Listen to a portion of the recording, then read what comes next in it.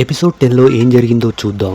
దుమ్ము దులుపుతున్న రోహిత్, అపూర్వపై నోరు పారేసుకున్న అమన్, హోరాహోరీగా జరిగిన మ్యూజికల్ చైర్ టాస్క్. ఈ టాస్క్లో గెలిచిన వాళ్ళందరూ స్ట్రాంగ్ టీంలోకి వెళ్ళిపోయారు.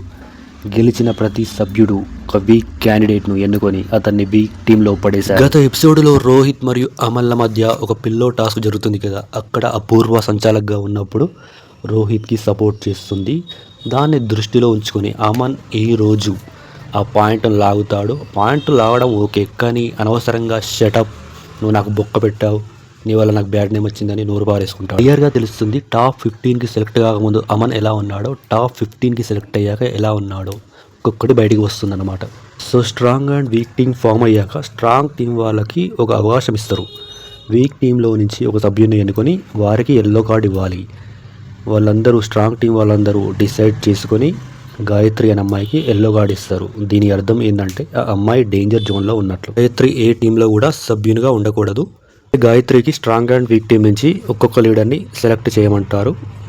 సో గాయత్రి స్ట్రాంగ్ టీం నుంచి రోహిత్ని, వీక్ టీం నుంచి దీపక్ని సెలెక్ట్ చేస్తుంది. ఈ ఇద్దరు టీం లీడర్లకి జ్యూరీ ఒక టాస్క్ పెడుతుంది. టాస్క్ పేరు పెడల్ టాస్క్.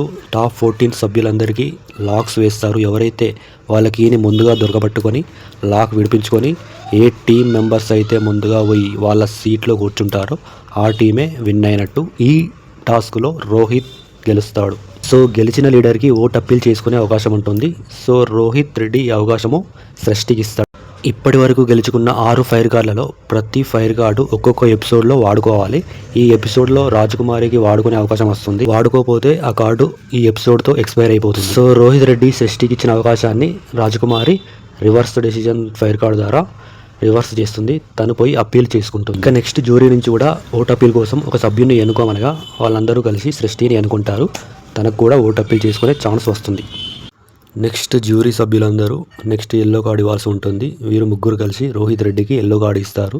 దానికి వాళ్ళు చెప్పిన రీజన్ ఏంటంటే అత్యుత్సాహంతో రూల్స్ పాటించినందుకు ఈ ఎల్లో కార్డు ఇస్తున్నాం, అలా అని నువ్వు ఆడలేదని కాదు, అందరికంటే బాగా నువ్వే బాగా ఆడావని ప్రశంసిస్తారు.